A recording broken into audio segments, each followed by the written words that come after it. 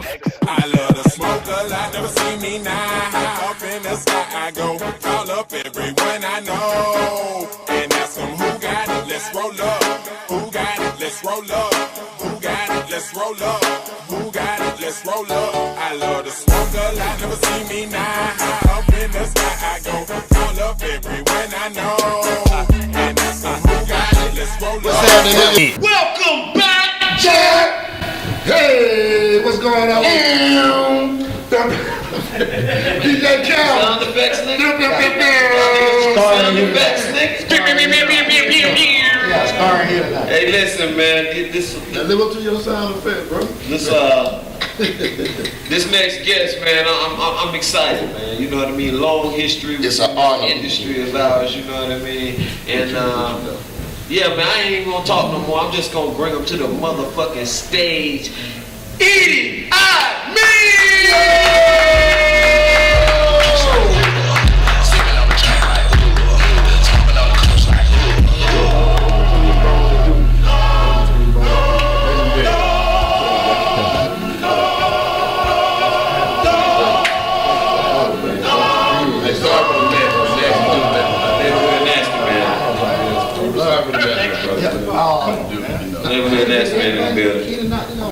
Yeah, man. We want to welcome one of the members of the Outlawz. I've been wanting to say that shit for years. EDI being in the motherfucking building. First, before we even jump into it, I got strains of the week popping off here. You know what I mean? I see y'all. I'm a backwood man myself. I know you a Smell Dutch good in master. here. You know what I mean? So my Dutch master might not have the craftsmanship. So I rolled you one, but I also put some tree out here because my Dutch master don't really look. They gonna put me to work. You know what I mean? And them ain't real. I got you. Nah, come on. But I don't know. I like rolling. Okay. Yeah, man. Something to do. So I just gotta dive, you know, and just dive right in. First of all, I gotta say, man, when I was goddamn 6 years old, I had a Doberman Pinscher named EDI. You feel what I'm saying? And hold on now. I had a Doberman Pinscher named EDI. You feel what I'm saying? My mama tells me that she used to be nervous because me and EDI used to be wrestling. You know what I mean? And I used to ask my dad like, Dad, why we name the dog EDI? He's an outlaw. You know what I mean? And so, you know, he broke down the name EDI for me and who he was, and you know, can you speak on that? I like that you said that. What EDI Hey, true story. It's a true story though. Okay. You do. Don't clean it up now. EDI, they ain't break it down for you? Yeah, I mean, I want you to break them down for those that don't know, Yeah. EDI Amin was a African, some people call him a dictator. America like to call him a dictator, but he was running shit in Uganda. He took over the country, ran the army, kicked a lot of people out of Uganda that he felt like was taking up space and using the country for the wrong reasons, like the Chinese, like Americans, British. But there's a lot of rumors about him, a lot of wild stories about him. He allegedly had like 100 kids. You know what I mean? A lot of other different stories, but you got to take that with a grain of salt. You know, That's right. There's two sides to every story. Yeah. two sides to every story. I just want to, you know. So, is that your real name, or is that just a name you chose for? Nah, that's definitely not my real name. I'm actually named after Malcolm X. Okay. Yeah, my mama named me after Malcolm X. But EDI Amin was given to me by Pop when we were switching our names up. You know what I'm saying? We came up with this whole Outlaw Immortal thing that we put together while he was in prison in '95. Okay. So what was your original rap name? I ain't really had one. You was just blessed. I ain't really had one, man. You know what I mean? Couldn't come up with one that I felt like was good enough. And then you came with the EDI Amin approach the scene of the cape. Oh, my bad. You know, I get excited a little bit. You gotta have it. I get excited a little bit. You know what I'm saying? But no, on some real shit, Tat, on some cool shit, I'm sitting here, this might be the first, I done had a lot of guests on here. That's right, Bone. But this might be the first guest that I'm a Slick fan of. Okay. Because you gotta realize when the Outlawz and Tupac came out, that's when we was young, really getting money. Right. And they was preaching to us. Yes. That's our age growing up. That was our teachers growing up. Right. Like these kids, they didn't have none of that shit. That shit y'all was spitting up to us in our head, telling us how to get money, take care of the family. Watch out for this, watch out for that. These days, ain't nobody teaching or preaching that. You understand what I'm saying? Man, I gotta be honest, we was listening to a whole lot of Dungeon Family shit. Okay. A whole lot of that shit. Pop, us, we was all fans of that music.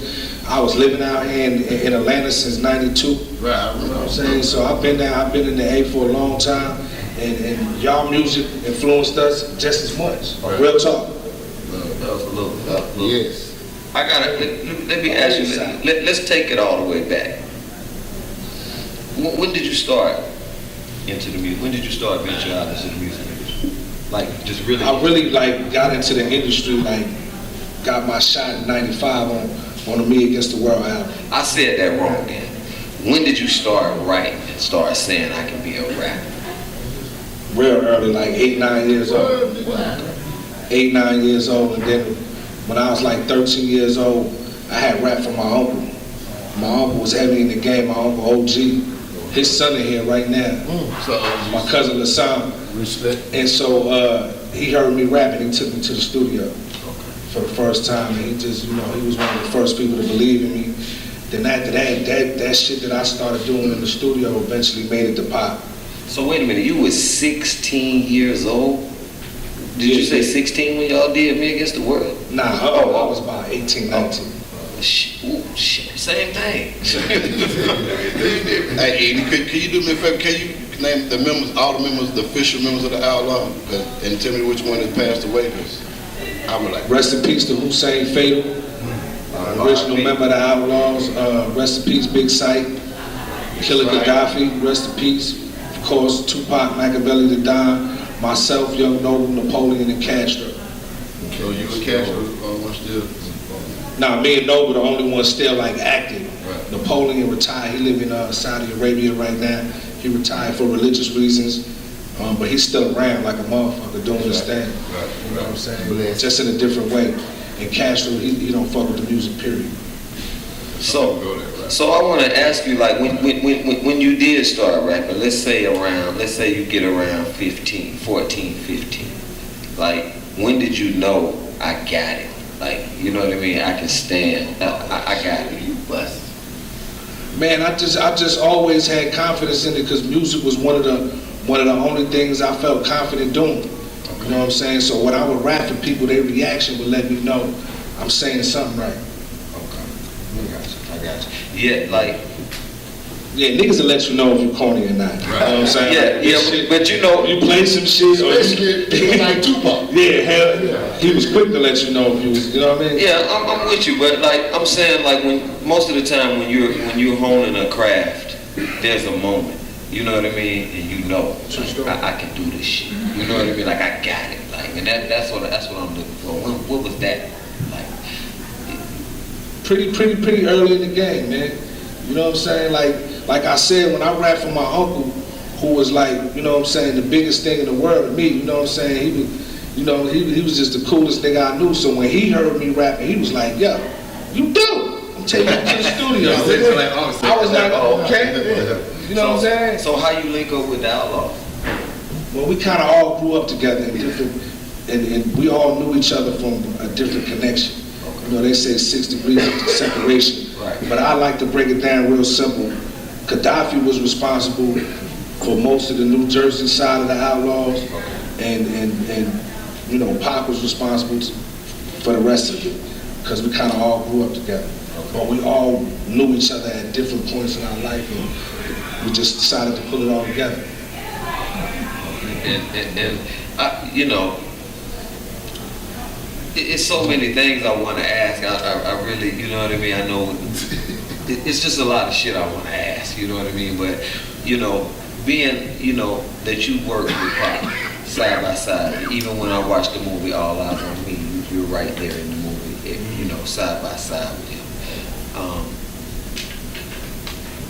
What kind of, I don't know if the word is pressure, or what was that like, you know, being in the studio with Pac and y'all creating, you know what I mean, together?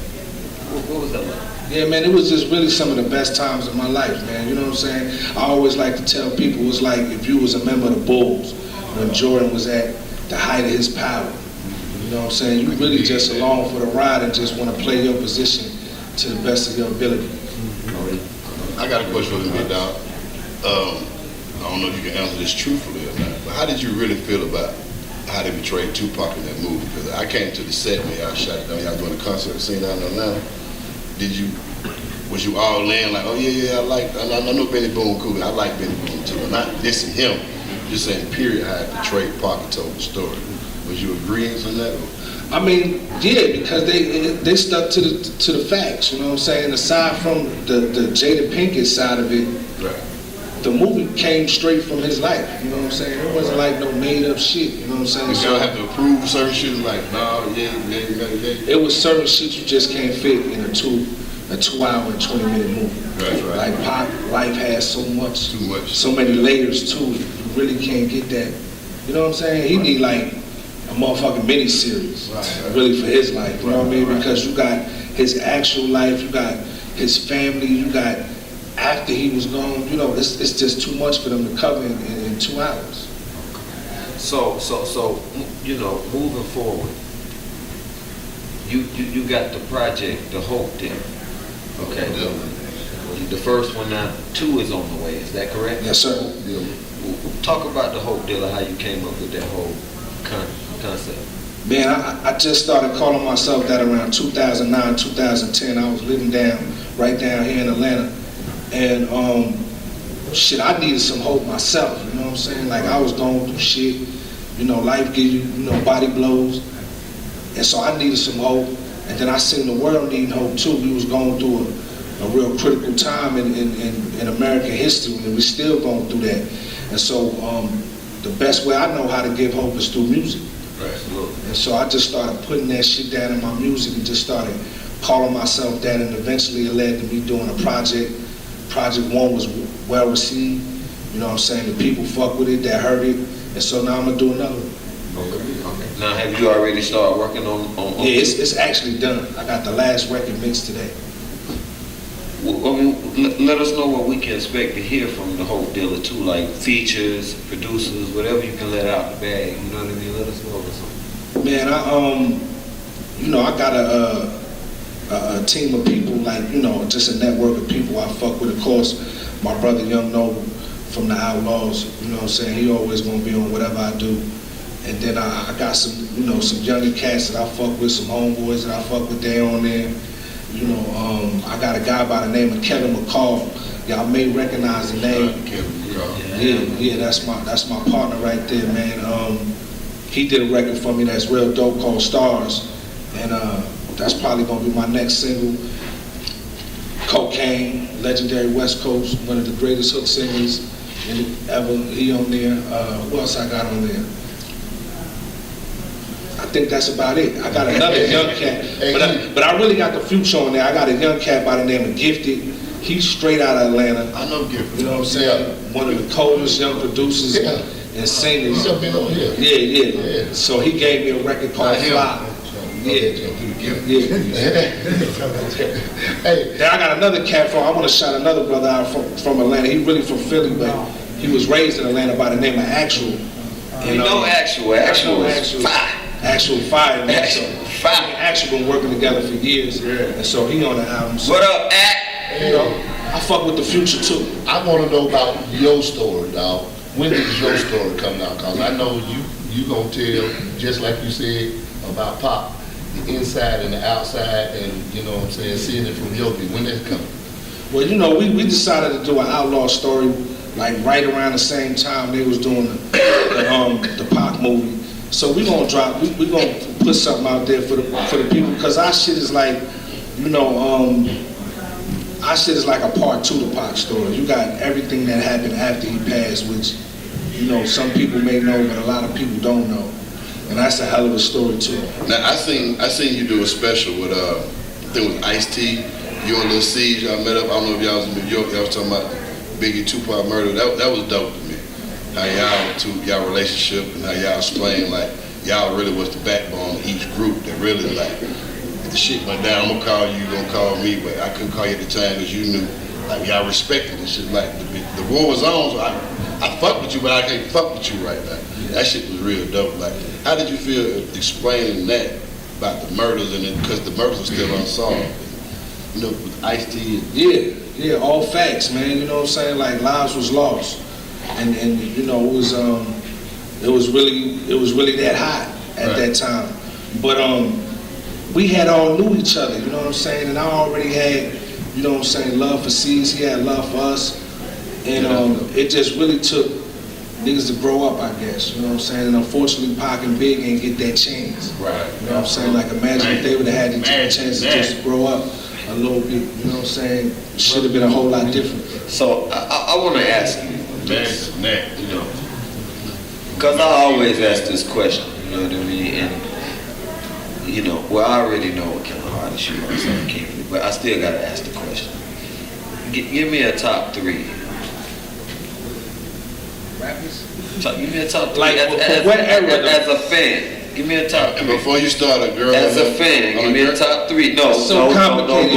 We talking about Bruce's, we talking about solo artists. We talking about individual producers. We talking about individual bars versus just verses and bars. Oh shit. It's so hard for me to answer that. So my brother Clay up in this motherfucker. Troublemaker Clay in the building. Niggas cheesy in the motherfucking building. Nigga right there. It's so hard for me to answer that question because I think we got top 3s in different eras. And it'll be, you know, greatest of all times, for me, is up to the people to decide. History decides who's the greatest of all time. That's a political. You know what I mean? That's what I was gonna say, bro. Like, I was just trying to. If you want to know who I listen to, I'm gonna tell you who I listen to. That's what we looking for. All right, well, who I listen to? I listen to a whole lot of motherfucking music. I'm just telling you who I listen to. I can't tell you who I feel like, because it's different eras, man. Okay. You know what I'm saying? It's different times when niggas is the greatest at that time. A lot of Pimp C. I listen to a whole lot of motherfucking Pimp C. That's who I'm telling you who I listen to. I listen to a lot of E40. Boy. You know what I'm saying? And I listen to a whole lot of motherfucking, like, you know, right now, I'm listening to Mozzie a lot. My young nigga Mozzie. Young Mozzie. Sacramento. Okay. R.I.P. Mozzie? No, Mozzie that's living and breathing. You know what I'm saying? Like, if y'all don't know who that is, look him up. You know what I'm saying? He one of the hardest on the West Coast right now. Okay. Yeah. Okay. But he asked you, Edie, your top 3. Right, because I'm trying to. like, man, I'm telling you, all time, you can't fuck with. But see, you know, they ask me that certain question. And you really can't answer that question. Because you know why? Because you hung with one of the greats. And you've been around one of the greats, so it's hard. And that's an easy answer. Right. You know what I'm saying? Of course, I'm going to say my nigga is the greatest of all times. Right. And that's facts. But that's an easy answer. You know what I'm saying? I'm not going to just throw that out there. Yeah, I'm not just going to throw that out there because that's an easy answer. What about 2 and 3? Pop 1. That's it. 2. Everybody's great that went black. Everybody went I'm just saying, like, underground. I'm gonna leave it alone. He's like, I'm not doing it. I'm gonna leave it alone. You know, I like. Because I think it's an unfair question to just, you know what I'm saying, say one individual is the greatest of all time, even if it is my nigga. Like his era, from his era, he's the greatest of that era. Right. Can I ask you a question? You know what I'm saying? But it's greats right now. Can I ask you a question? All right, I like that. Who's the greatest basketball player of all time? Here we go. Kobe Bean Bryant. Okay. Now right there, hold on. He didn't say of no era. He didn't say of no nothing. Okay, you see how even in basketball, it's eras too. But you didn't mention that because the reason why that's a tough question because Kobe never got a chance to play when Dr. J and them was playing. So you can't say he would have been better than them niggas. They ain't played at the same time. Hold on. And this is the realest shit I'm gonna tell you. The game changes over time, even in hip hop. Absolutely. You know what I'm saying? Absolutely. So we don't know what kind of effect Pop would have had in this era. Right. I think he would be able to go in any era. Right. But you don't know because they ain't really get a chance to do that. Right. His music live on, so that's a testament. You know what I'm saying? Absolutely. That's why I say history will say who the greatest of all time. We know Marvin Michael, Prince, them niggas is the greatest because we still love that shit right now. Right, You know what I'm saying? Right, but Edie. He answered the question. No. Okay. If y'all just want me to move on, I'll move got on. another question. You see what I'm saying? If y'all, but that's not even what I was. That's not even what I was talking about. You see what I'm saying? But no, I'm not. He's very smart. But what I was talking about, he's very smart.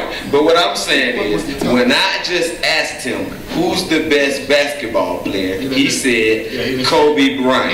He ain't talking about no era. He ain't talking about none of that. And so that's where I be coming from when I'm saying who's the greatest. Like, maybe it's because, I'm not an artist, so I can judge it from a different standpoint, you know what I mean? And I respect that. Well, I can tell you this, you're the first person to come on Smokin Jokin to answer that question that way, so I salute you. Nobody else ever answered. The girl last week said, Plies. What she said? He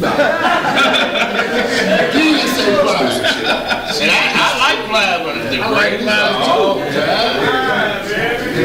But you don't know. He might be Dirty. What's your name? Dirty White. What's your name back there? Dirty White back there. Meet black on. So Edie, today's music, you touched on it for a second there, like, the young artists nowadays, they get a lot of shit, you know what I mean, from the OGs, and you know what I mean, from the Dukes. I'm not saying y'all, y'all OGs. I'm just making a reference to OGs. I'm not saying y'all. I'm like Clay. I rock with you. I'm not saying y'all. I'm saying the reference. You know what I mean? But like, how do you feel about the new generation of music? Because it is different. Man, I think them young niggas doing their thing. Okay. They got the ball and they doing what they want to do with the ball, and they got the right to do that. Absolutely. You know what I'm saying? Because when the niggas in my era had the ball, we did what we wanted to do, and they should have the right to do that. Now, do I listen to it all? Hell no. You know what I'm saying? I don't. You got to. You know what I'm saying? Some of this shit I fuck with though. You know what I mean? Some of it I don't. Right. I got you. So the Hope Dealer 2 is coming. You know what I mean? When can we expect the Hope Dealer 2? Man, I'm shit before the year's out. Definitely next month sometime. I'm gonna get it out there. Next month, you gotta come back, man. We gotta, I appreciate y'all having me. Hey, how you just spoke on what you spoke on? Like, when does the album come out? You was like, shit, maybe just next month. You know that I was thinking about it. I was like, different times, but this time you could drop an album like, fuck, I'm gonna wake up dropping. That shit is beautiful. I'm gonna drop it Wednesday. Back in the day, you had to set that shit up, playing this, that. Now you can just like, fuck it, Tuesday. You feel what I'm saying? And sell some motherfucking records. Absolutely. If you do it right. Absolutely. So you can't hate. You gotta involve your OGs. You can't be hating on the young bucks, man. We can't hate them all. I hate to see that shit on Instagram and Facebook, the OGs, somebody Migos and this and Mama. Like, let them live, let them eat. They eating. They eat. The show was incredible. So on another note, Edie, like you out in California right now. You got a radio show going on? Yeah, I do. I got a radio show called The Dinner Club on Dash Radio. Okay. Dash Radio owned by DJ Ski. You can download the app to your phone. It's in all the 2018 GMC cars, and they grown 2 million listeners. So it's really like radio. And they got over 75 stations. It's a real dope app you can listen to. And I got a show on there that airs every Wednesday night. Okay. 12 a.m. on the East Coast. Okay. Yeah, it is. And so you out here for, the Thanksgiving, you know what I mean? It's Thanksgiving week. You here for Thanksgiving? I got a whole lot of family in Atlanta, man. You know what I'm saying? I got people that I needed to see, so I decided to come down here and spend Thanksgiving with my family, man. Fried turkey for everybody.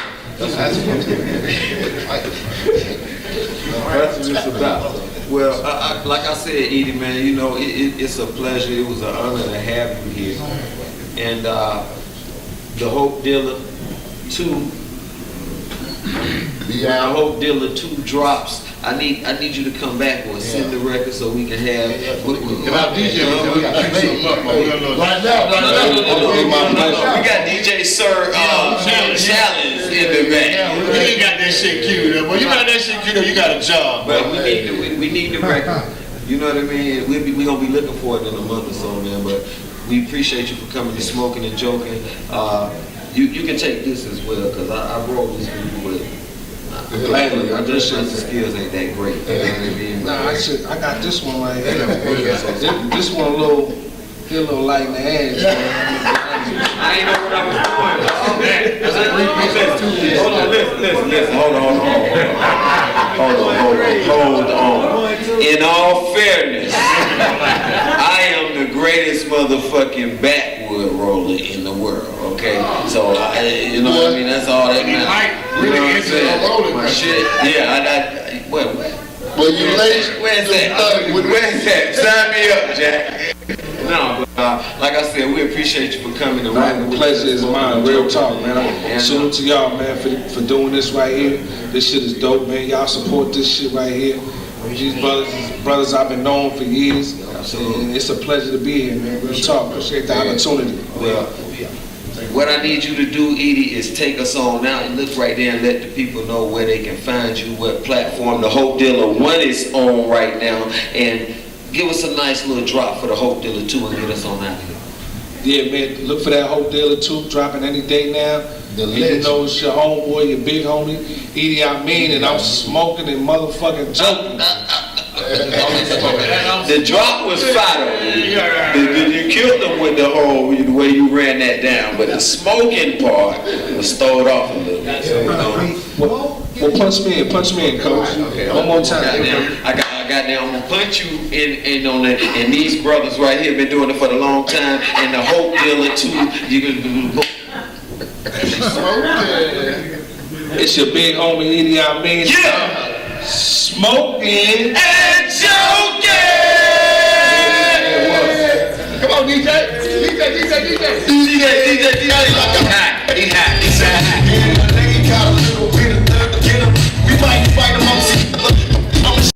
I love the smokers, I never see me now. Up in the sky I go, call up everyone I know and ask them who got it, let's roll up.